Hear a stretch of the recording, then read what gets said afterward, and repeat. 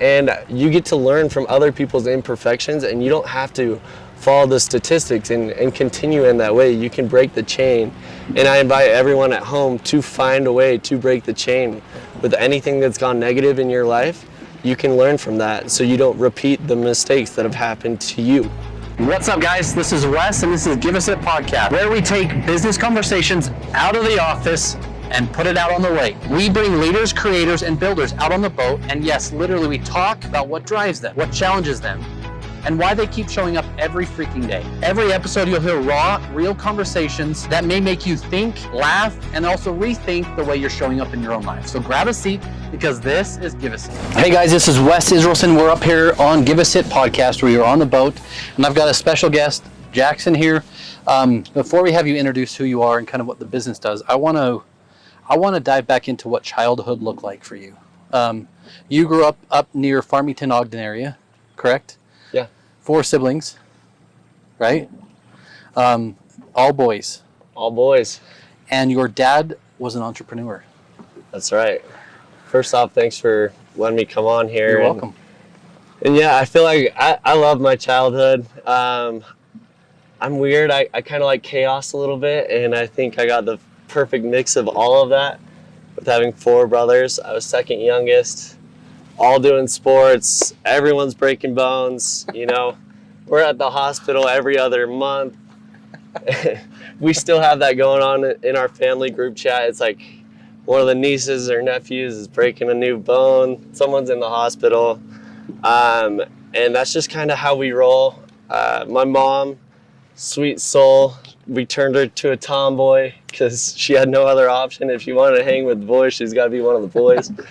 And then, yeah, my dad, he grew up as an entrepreneur, and it's just in our blood. Like, my grandpa was an entrepreneur, my great-grandpa was an entrepreneur, and my dad at age 13 actually bought his first piece of real estate with my grandpa. And at age 19, he acquired his first pawn shop. And by age 28, he had made his first $1 million in pawn shop work. Oh my God.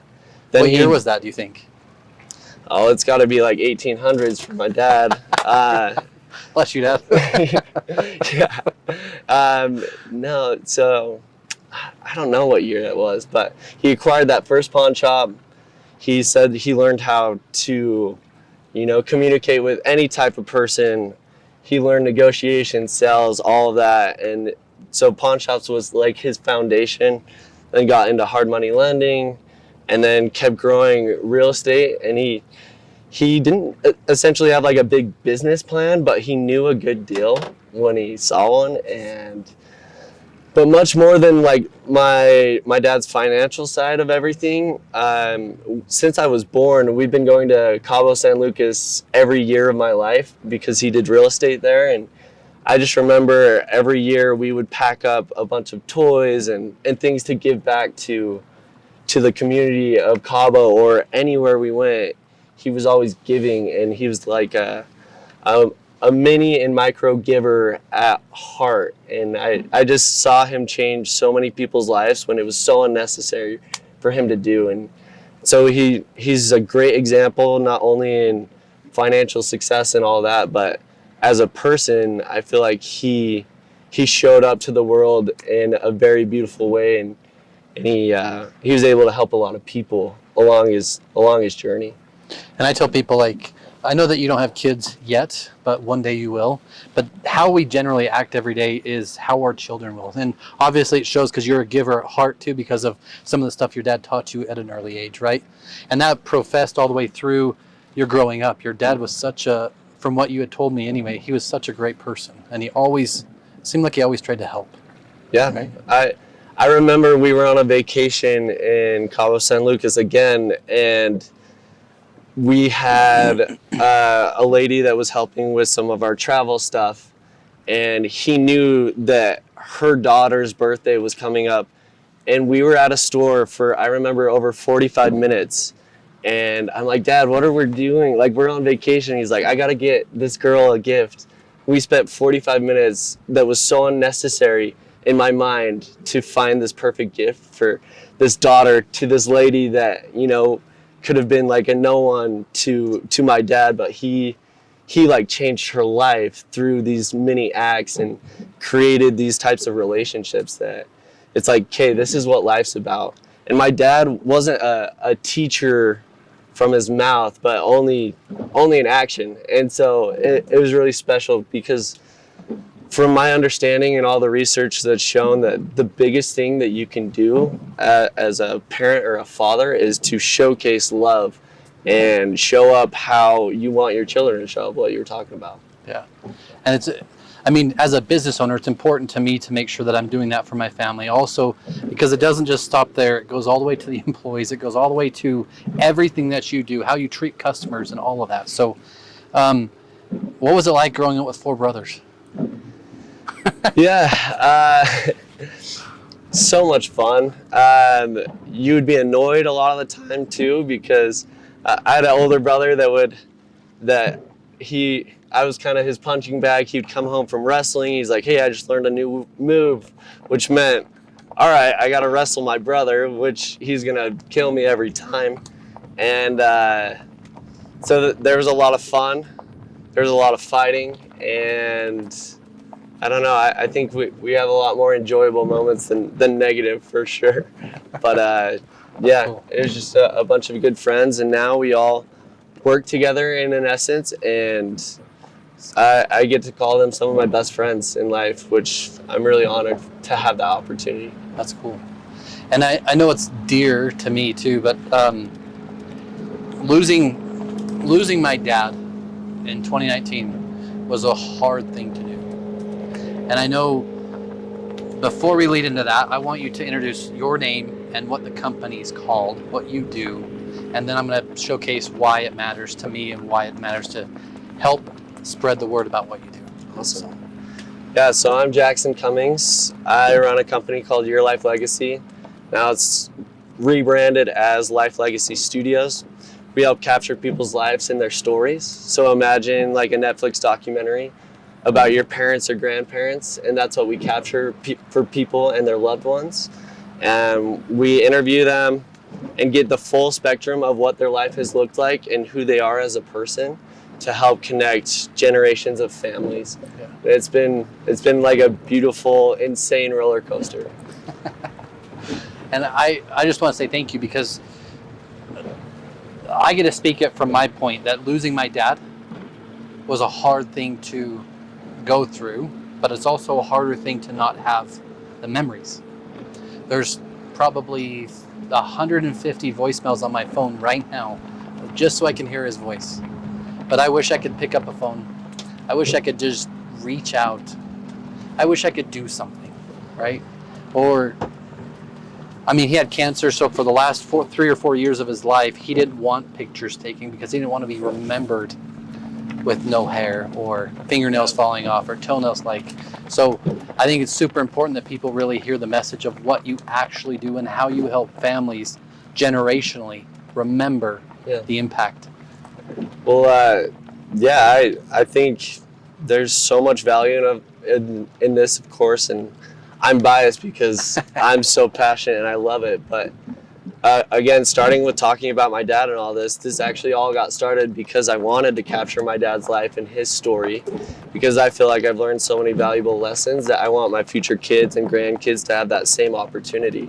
So I bugged my dad for about 5 years to write a book, to do something to capture his story. And being a serial entrepreneur, he never made time to do any of that.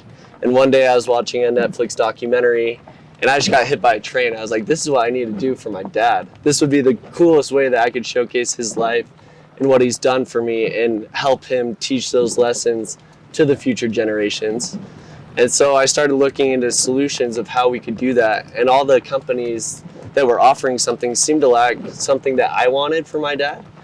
And it just came to a point where I was losing sleep over it and I had to do something about it. So I brought on one of the best cinematographers that I knew at the time that had done 30 years of experience in professional commercials and all of that to capture my dad's story. But first I wanted to start with a couple other people's stories. And we did their documentaries. They turned out way better than I could have ever expected. And I was like, Dad, it's go time. Like, this is great.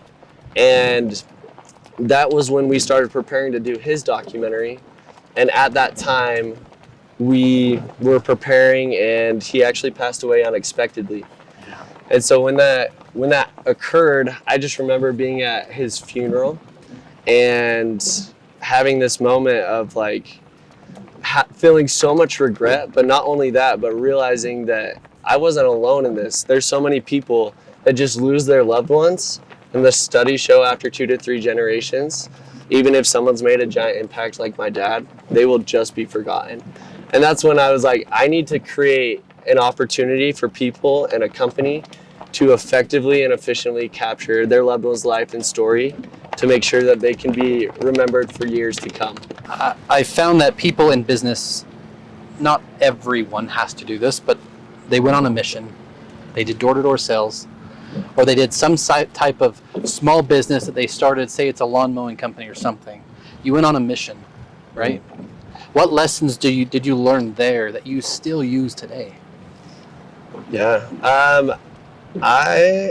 one of those people that absolutely loves their mission, and sincerely, if it made sense in my life, I would love to go back and do another mission, because there are so many amazing lessons that come with that. I think one of the greatest gifts that you could ever give yourself is being selfless, and I felt like I was able to give 2 years of my life focusing on trying to help other people improve their life and what could really, change the trajectory of what they care about and live a more fulfilled life. A couple things that have really changed my life moving forward from that was I really dialed in on weekly planning and organizing my life and schedule to be very effective with my time and efforts. And so that I would prioritize what mattered most in each week while having a long-term set goal, and finding strategic and great strategies to help me achieve whatever I've been needing or wanting. And two of the biggest things that I think I've truly learned that have changed my life is understanding that I have a loving Heavenly Father that just wants the best for me in my life. And I have like the ultimate board advisor in life, which that is my Heavenly Father, and He will guide me to whatever version of success that I need, as well learning how to have personal revelation with Him to know what I need to focus on more and how I can improve as a person. Number 2, showing God that you love Him through your efforts. Something I do on a consistent basis is I love to fast, and that's where you go 24 hours without eating or drinking to showcase that you love God and you want help in your life. And through doing that, I've seen so many miracles.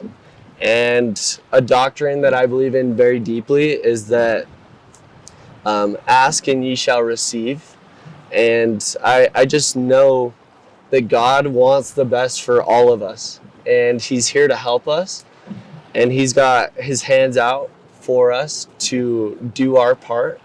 And I'm a big believer in act as if everything depends on yourself and pray as if everything depends on God, and that has helped me be successful in the things that I've cared about a lot.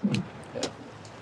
And I know that there's some things that happened in your guys' family with your dad and your mom, a little bit kind of the breakup and stuff that happened, but your dad's life, he focused on family. He also focused on business and to try to make money, correct? Yeah. And you had said something yesterday that's what I want, but that's not what I want to do. Yeah.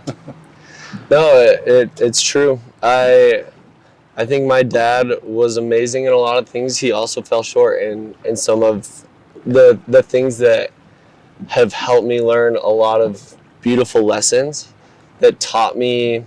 He was very motivated by growing a business and making a dynasty for our family. But there were some things that for sure I wish he I had a lot of birthdays where my dad would be out of town, or little things where I wish we could have, in some ways, had a better relationship of how I think things should be. But my biggest thing that he taught me is to care about living a fulfilled life. And so I care a ton about the art of fulfillment. And that is thanks to my father. And I think he lived a very successful life in a lot of ways. But I know there were things where he didn't feel very fulfilled. And so I've dove into that a lot, and I care to help people live a more fulfilled life. And there's metrics and things that help you live a fulfilled life that I've focused on. And I want you to, because sorry, let me just say it this way. I believe that business owners oftentimes jump in without a plan, without some sort of focus or weekly, monthly, yearly, annually, quarterly goal, whatever. They have a goal, they want to make money, but they don't actually work it backwards to either the day or the week or the month to make sure that they're taking the action or the steps to do the work that needs to be done. Yeah. Can you run through what your steps look like so someone watching that runs a business today may learn something from that? Yeah, 100%. Something that's been really valuable for me is, really diving deep into what you care about and what you want. I think, a lot of business owners focus so much on making money. I think it's really valuable to start with adding value, and the money will come to value. Another thing, know where you want to take your life. And so that's why I start with my annual planning, and diving really deep into that and knowing what I really care about.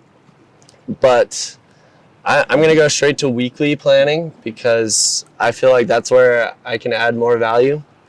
So I start each week by actually going to a sacred location for me.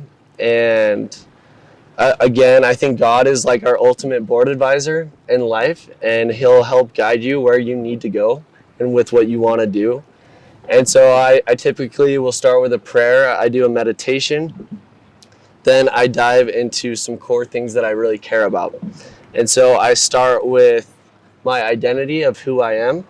And this isn't just something that I've learned. This is grabbing research from very successful multi-billionaires, amazing people. So it's not just from me, but understanding your identity, what you care about, what you want to achieve. And then I write the question of, what gets me excited.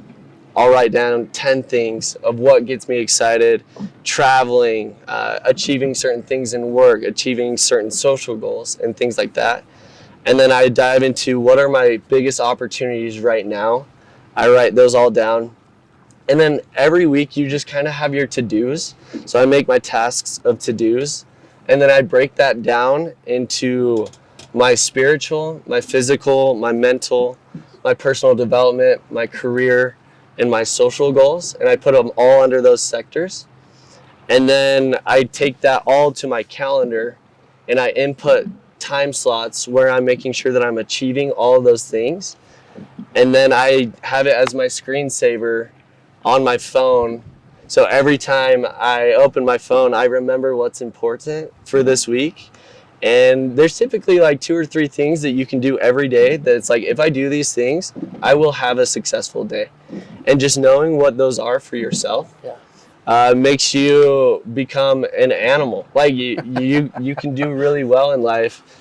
But just like going down a river, I feel like that's our culture. The studies show that spiritually we are on a decline in every shape and form. Physically, the average person's health is horrible, is obese. The average person's mental health is horrible. And so the way that we are in our culture, we are in a fighting battle because average is actually horrific.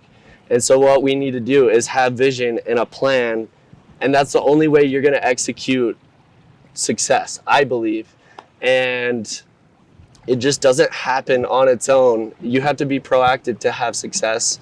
And I'm not like some multi-billionaire or whatever, but I know. Not yet. Thank you. Yeah, I know some of the keys to success and proactivity, execution, and dreaming big enough is some of those things that you need to live a fulfilled life where you're living life on your own terms instead of just going down a river of what everyone's doing. Yeah. And I just want to highlight that. So I do a daily focus, and I do it every day. And I'm close to 700 days straight, not one day missed. Amazing. And for me, it's write it, see it, say it. Then I hear it. Then I start to feel it. Then I start to believe it. And then I live it. Mm-hmm. So it takes 30 minutes every morning. And by the end of it, I've recorded 12 actual verbal minutes of myself recording my daily list. That coordinates to my week, to my month, to my annual, my quarterly first, right? But I love the intention because I don't believe there's a book that says, hey, go do this thing and you'll be successful. Yeah. There's hundreds of books that tell you hundreds of things to do. But I have a business coach. I have a health coach for my physical and mental side, just to make sure that my emotions don't go crazy, right? And it's taken a lot to get to where I'm at. And I'm just going to say, you're 27, I believe, right? Yeah. That's a heck of a monument to know this at that age, started a business, and know where you're going. Not just know where you want to go, but know where you're actually going. Yeah. I love that. Well, thank you. Yeah, I mean, I'm not perfect. I have a bunch of flaws, but I do care about where my life is going. And I think anyone with a dream, and there's always these gut feelings that people can get. And I feel like everyone has it, and they have gifts and talents that need to come to surface.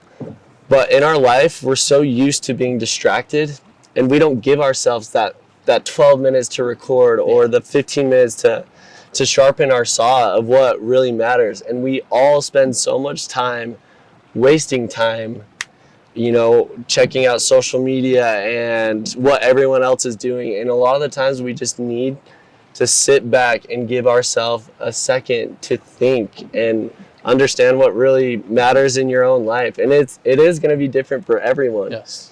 But I think one of the key things is what you talked about, is intentionality of what you want with your life and where you're going. Yeah. And I love that because I'm physical, financial, relational, and spiritual too. I've got 4 sectors, business and personal, and there's goals for each and targets for each. And like I said, it's a lot. Yeah. Every week it's a lot. Every month it's a lot. Something I would add to that, just an invitation. Yeah. They show that service is one of the biggest factors of a human's joy and success and fulfillment. And there's so many people that have made the billions of dollars, have good family relationships, and still end up short. Yeah. And I feel like the selflessness of giving is a metric that people can focus on a little bit more. And it's really hard, but I was reading a book about this, and something that I've done that's helped me a ton is I give 5% of whatever I make, and I allocate that to just serving. And I've seen myself be put in moments to be an instrument to other people because that's been a focal point for me, and I know God has sent me people.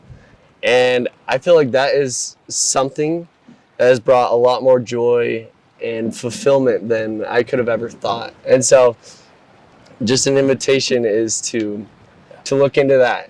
And I think we can all serve more. And I think you do, like from what I can see already, you do a great job as a leader in well, thank you. In adding value to your employees other than just a financial mean. And with Give Us It, I found that at times it was lonely, like having to be CEO or be the boss, right? And have multiple employees. Who do I get to turn to? Who do I get to ask questions to? And everyone comes to you with like, answer question, and you're like, hell, I don't know. But this is what I would do, or this is what I think we should do, or read a book, or use AI, or help just improve, right? So definitely. I just wanted to showcase that, and I want to dive a little bit now into Life Legacy Studios. I want to to share a story, and then I want you to share your deep passion. Okay. So, like I said, my dad died. The hard thing about losing my dad was he was not spiritually tied to anything. So when he died, he said, first I said, we're all losing you. And he said, no, everything's black. I'm going to lose everything. There is nothing for me. There was no thought of, I get to see you after. There was no thought of reconnecting or anything, right? Yeah. But the harder thing for us as a family is getting to witness my mom, after 40 plus years, yearn. Don't take your spouse for granted, but yearn for their spouse, who they can no longer talk to, they can no longer see, and all they have is old pictures that they didn't do a great job at, right? So to me, when I started watching some of your episodes, Sean Finnegan's, a couple of them that you've done, right? But it touched my heart, because we didn't do that. I've got a thumbprint on my key ring on the dash of my dad's thumb. All the voicemails on my freaking phone. But man, if I could just hear something in his own voice, talk about some of the experiences as a child he went through, or things he learned, or things he would never do again, it would make me cry. Wes, I have a question. That thumbprint, Yeah. why is that important to you? Because it was a memory of my dad. It was actually the day he died, they imprinted his thumb in silver, and then they hardened it. So it's actually the ridges of his actual fingerprint. And for me, my dad was never a lovey person until maybe 10 years ago. And then it was like he would want to hold hands with me, which is really weird. I'd give almost anything to get that back. Just to be able to hold his hand and hear his voice. And I know for a fact my mom would do it. She would pay any sort of money to have that. Might make me cry, sorry. But that's why I think what you do is so impactful. Yeah, I mean, you're talking about one of the most sacred people you've had in your life. Yeah. And so it's normal to feel those types of emotions. Something that I've seen be very impactful, because my dad passed away before we could do it. The hard studying, I talked about it briefly, but just like your dad, he's passed away with not too many things left. Yeah. But he can still make a difference through generations. And one of the greatest ways that we can honor our loved ones is by sharing their stories and helping them share their own stories. But we're both in a situation where our dad wasn't able to record his life. So what our family did is, on his second year life celebration honoree, Wow. we all sat down and we did his life documentary for him, so that his lessons, everything that you learn and what I've learned from my dad, could pass on to the future generations. It was actually really healing for our family. That's cool. And I didn't even expect that for myself. But so my mom talked about my dad because she knew him better than anyone else. All the siblings talked about my dad. My grandma talked about my dad, and his grandchildren talked about him. And it was a way to honor him that was so special. Of course, I think that's like plan B. Plan A is if you have loved ones that are available to speak, even if they have dementia. We've worked with a ton of people that they've been on all different types of help. With a really good team behind us, fortunately, we still make these people look amazing even when their health is a little bit lower. But it's been unreal experience getting to capture these special people's life and their story. Yeah. And what it does, one of the studies that's like most mind-blowing to me, above having, raising your children in a zip code that's like, the best zip code ever, or having even two parents in a home, or higher education, they say the number one factor of the success of a child and their emotional stability, their happiness, and a couple other things is knowing a little bit of their family history. It doesn't have to go back thousands of years, but knowing their grandparents' life, what they've done, what they've experienced, it helps them know who they are. And so it's one of the greatest ways to help the future generations, your loved one, to share their life story. Like, that's one of the most loving acts that you can do for people. And we've now had people that have captured their stories and they have passed away. And I'm thinking of a 40-year-old man that had a terminal illness who had 5 kids, and his 3-year-old will essentially never know her dad except for they did a video with our company where we captured who he was and what he's like, and he was able to share specific messages to the children that they will find priceless for years to come, and they will look back on that and see as one of the more valuable things that they've ever done. And so I could go on and on about our clients and really what their experience has been like.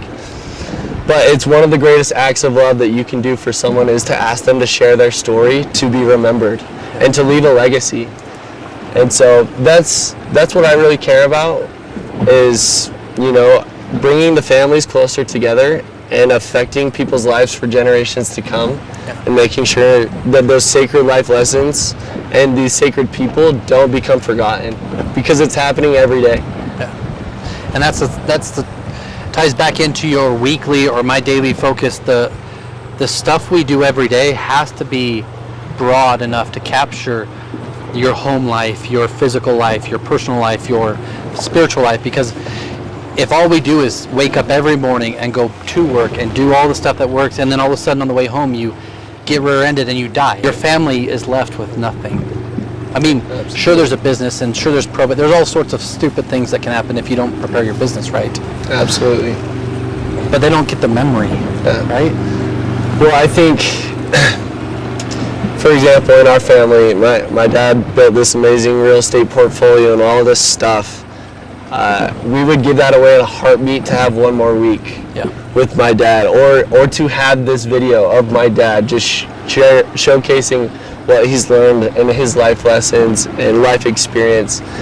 I know for a fact that each of my brothers and I, we would sacrifice all of that just to have another little moment with my dad. I have those voicemails too, Wes, and I have moments where it's like, I just need a little dad time, and I will go to my car and listen to my dad's voice, and it means more than anyone could ever imagine if they haven't experienced a loss in their own family. Yeah. And everyone will at some point, and it teaches you a lot of lessons. Yeah. But I'm curious, Wes, what has that experience taught you? That's a great question. So, like you, my mom and dad weren't perfect. Not that they aren't great, but there's a lot of things that we didn't do. It was wake up every morning, go to work, come home, and just make dinner and whatever, right? They didn't prioritize vacation. Not great. We didn't prioritize anything spiritual.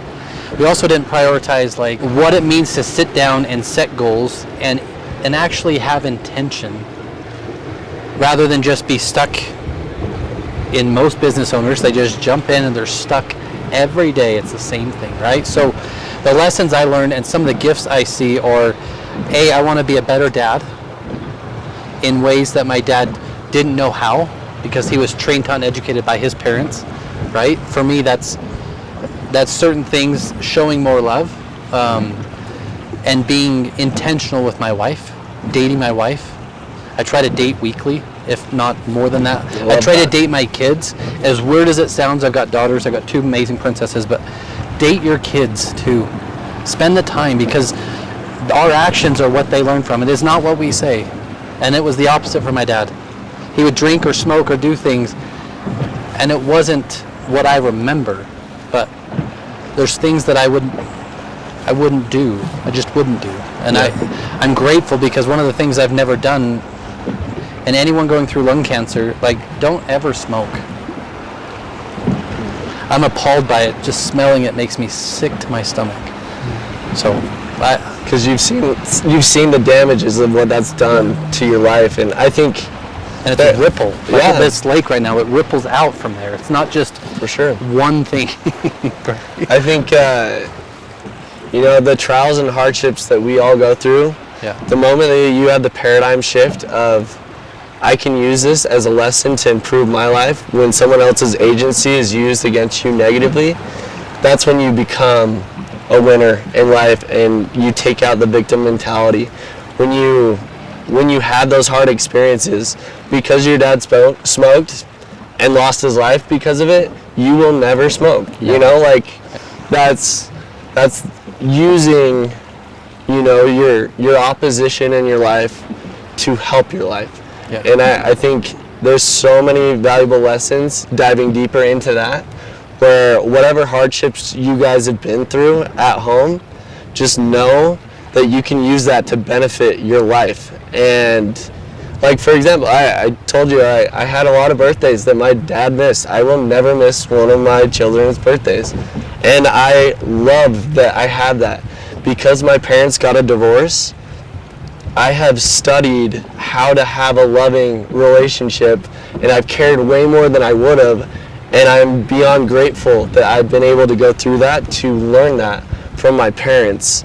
Because, and they're amazing people. It's just, you know, no one's perfect. And you get to learn from other people's imperfections, and you don't have to follow the statistics and continue in that way. You can break the chain. And I invite everyone at home to find a way to break the chain with anything that's gone negative in your life. You can learn from that so you don't repeat the mistakes that have happened to you. Yeah.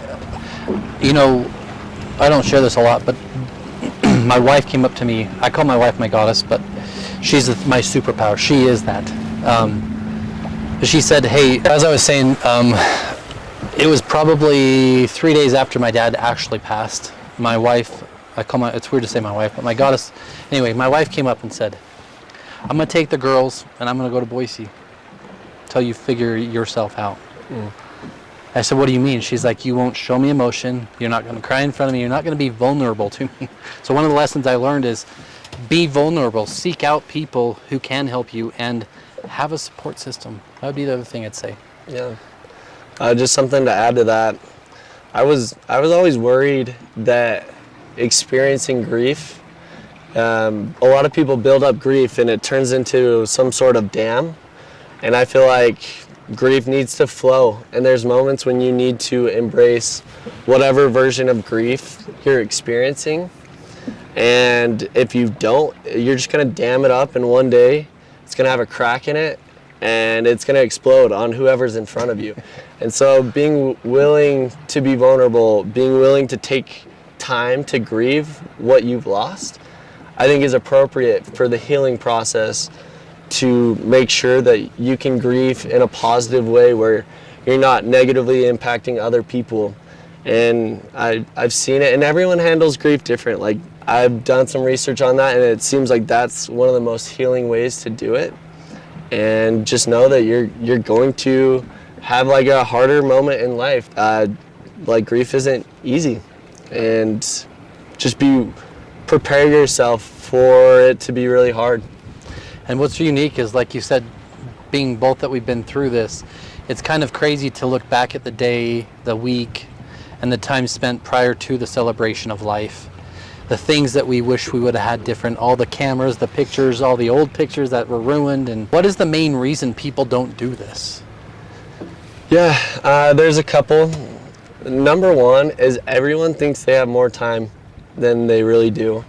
And it's like planting a tree. It's like, I should have done, the best time to plant a tree is 20 years ago, yesterday, or today. You know, you need to do it before it's too late. The amount of time that I run into people and everyone says, I wish we would have done this. I hear that almost every single day. And it really breaks my heart, because I go to bed knowing that people are dying and not doing it because we haven't built enough awareness around, you really need to do this before it's too late. Another thing, I think there's people that are camera shy, and so they don't want to be in front of a camera doing this. But I think it's one of the biggest acts of love you can show. So a little bit of courage will benefit your future family and generations forever. It takes an average person 5 to 7 years to write their own book. And by the time you're thinking about writing your own book, typically, you know, you don't have the energy or the proper mindset to finish a full book. And it's just a to-do that gets pushed down. But it's one of the greatest things that you could do for a loved one, is to share your story and help them know where they come from. And there's going to be a time in your grandchild's life or posterity to come that will go through real hardship where they might want to end it all. And that one, story of inspiration that your grandpa went through a really hard thing in war or like overcame a really hard challenge could be the inspiration that gives the future grandchildren the push to keep going, to give them hope. And I could go off on this forever, but sincerely, it's one of the most fulfilling and important things that you could do to show that you love your family and care for them is to pass on these lessons. And if your parents aren't willing to do it, buy it for them, and just kind of tell them why you want this. Like, why would it be important to you? And as soon as they realize that, it gives them hope and gives them courage to take a moment to go through something that might be scary to begin with. But everyone we've interviewed, I'd say about 30% of them are very nervous at the start. Give us 5 minutes with them, and by the end of it, they are so grateful that they had the opportunity to do this because they get to share their legacy how they want, instead of a couple of pictures at their funeral that, just goes on. And at the life celebration of a funeral, there's so many people that are going to learn things about them that they would have wished that they could have connected with them. And almost every documentary we've done, the children say there were things in there that I would have never heard in my life, and I've never learned that about them. So it just brings more reason to connect and have the real, raw conversations with your family. And a year ago, we were out on this boat with Sean Finnegan, and he said, I try, and I'm trying to do this too, every day when my daughters do something, try and write it, and then just remember it. And how many times has anyone watching, you had children, you go back through your camera roll and you see them at a certain age, you're like, oh my gosh, I freaking love you. But had you documented it differently at different stages, it could have changed the way you not view it, but the way you actually see it and hear it and go through it too. So Totally. What does it look like for someone that's willing to do this? What does the time period look like? And what is the commitment level going to be? I know that you said already kind of 5 to 7 hours for the actual recording, but what does that look like? Yeah, so we have decided to take all the hard out of capturing someone's life and their story, because it's a big task. And our team does a lot, and I'm really grateful for who we get to work with. But we get on a call, we do a deep dive into what they care about, what are the outcomes, the goals, and the most important moments of their life. We have done it for enough people where we know what most people care to talk about. And then we personalize every experience to that person's story, because everyone's story is different and unique. And so we will get on that call. Within a week, we'll send you a personalized questionnaire that your parents or loved ones or yourself can start preparing and studying. And we can send you a bunch of things to learn how to tell your own story in a really positive way that will keep the audience captivated. A couple weeks later, we come to your home with some of the most professional interview style cameras and perfect lighting, perfect audio. We show up and you give us 5 hours of your time and we'll capture really what matters most in your life. And then we get pictures from the family. And with all of that, we craft a beautiful documentary that we actually cut up into episodes, because that keeps the captivation for the younger audience to stay engaged, and it's really fun. And so in total, it takes anywhere from about 60 to 90 days, where if you were to do this on your own, to like learn video, to do the proper interviewing and capture the right things, it takes people years. And to write your book, you talked about writing a little bit. Again, it takes someone 5 to 7 years to write their own life story. But when it comes to retaining that information in a written book, the average person will retain up to 10% of what they read in a book. Which is crazy. Yeah. But versus video, like you think of any movie you've watched versus reading the book, you're gonna retain a lot more in watching the video or movie, because your brain's a lot more activated. And so they say that the average person will retain 95% of what you watch in video versus 10% in text.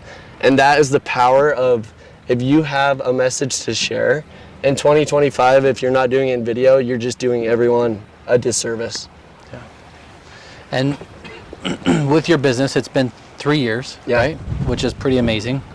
What's one valuable lesson that someone starting today could go through or could learn from maybe a hardship or maybe a struggle or even a success you've come across? Yeah.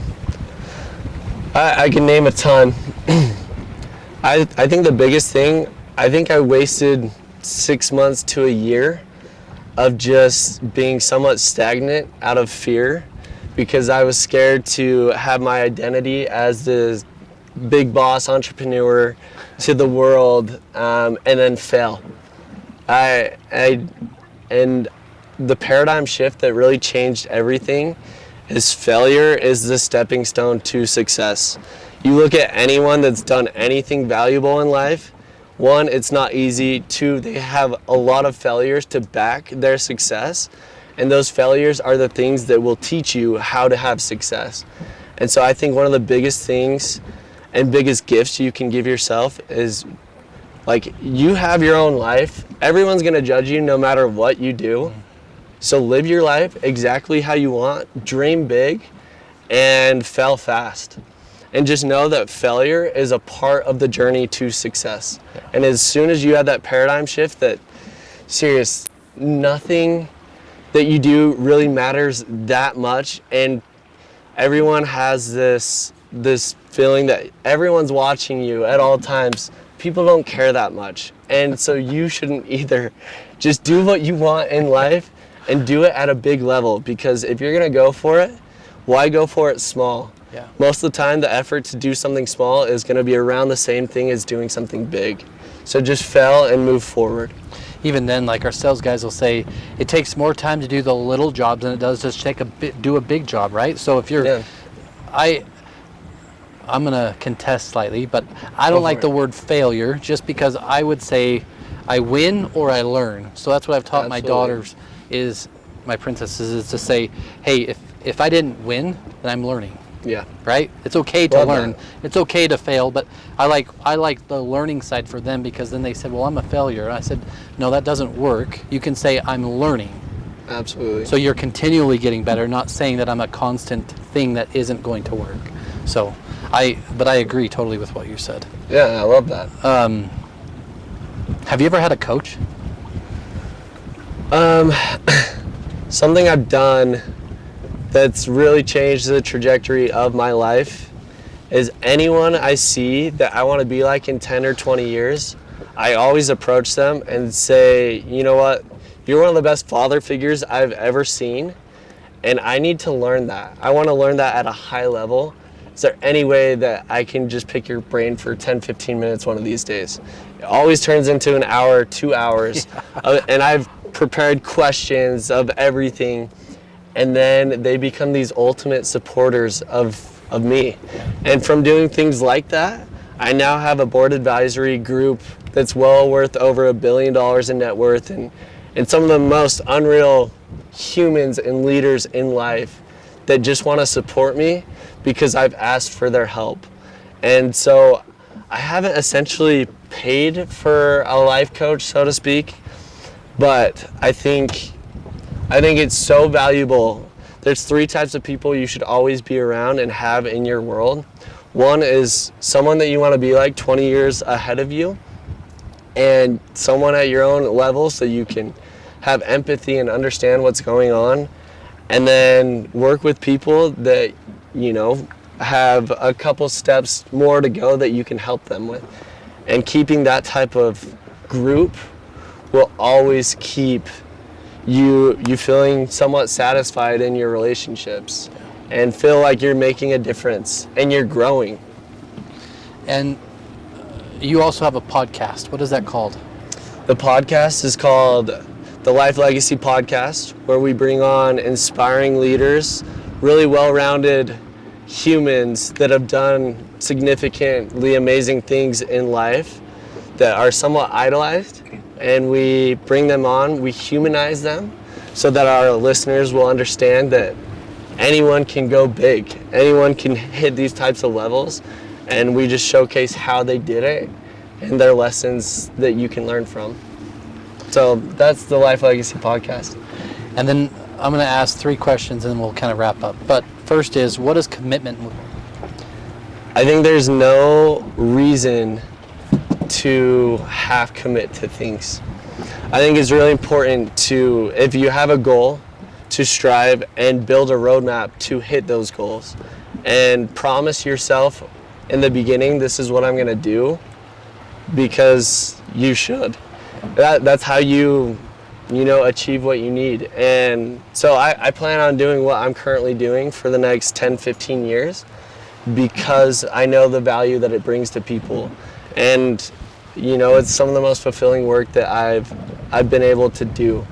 But commitment's huge, because you're going to have days where you're really high and it's amazing, and you're gonna have really hard days, and that's where you need to embed the why of what you're doing on a really deep level, and that's gonna keep you committed when 90% of the people would not continue with it. I've had times in the business where I think only a true psychopath would continue on. And I've been that psychopath at times, and you need to. Yeah. And so I think commitment's huge to achieve what you really need to achieve.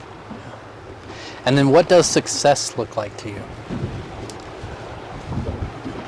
Yeah, my version of success is living the art of fulfillment, being fulfilled in life, not only in my own life, but I think one of the greatest signs of all-around success is when not only one generation after you is successful and well-rounded, but the next 2 generations are well-rounded and successful from your example of how to live a life and what you've taught towards them.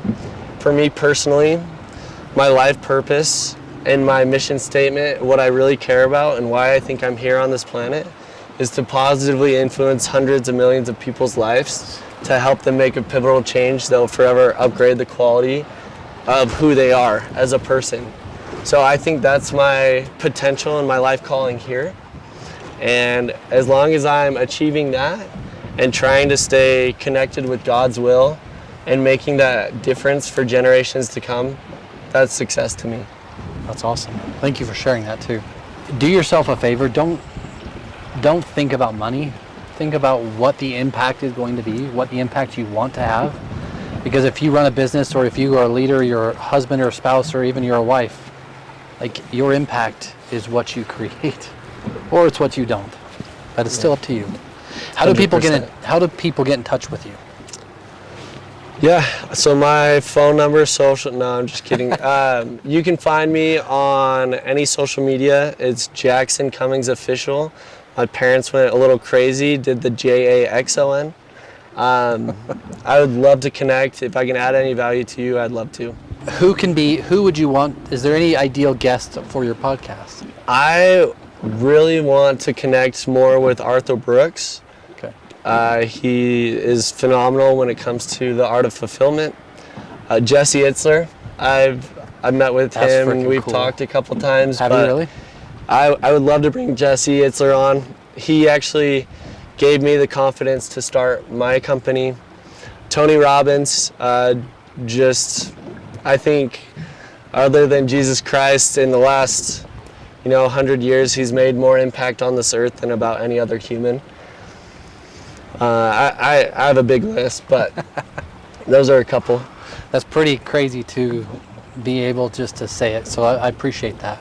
And last question before we wrap up. If there's someone starting out in business, what's one book you would recommend? Well, I have a couple that are just coming to my mind, but and I actually hate the titles of both these books, but Think and Grow Rich, that's going to teach you the mindset of how to be a valuable human and achieve the things that you want to achieve. And then the second, How to Win Friends and Influence People. Yeah. That book just put me on the right trajectory. You got to learn how to communicate with humans, and it teaches you the many psychology tricks that will help you show up as a better human to other people. And I think one of the core things that humans need to learn more effectively is how to communicate and how to show love in a way that people will feel that love. And that book, the last one's a book that I read every year. It's a one to keep going through. So that's great. I just want to say thank you so much for being up here on the lake. Guys, he's an amazing freaking surfer too, by the way. But thank you for spending the time and coming up here. I really appreciate it. You're doing phenomenal things, so thanks for bringing me out. Yeah. And guys, this is Give Us It Podcast. We are on the lake. Don't miss your chance to be a part of something great. Share your story and be around an amazing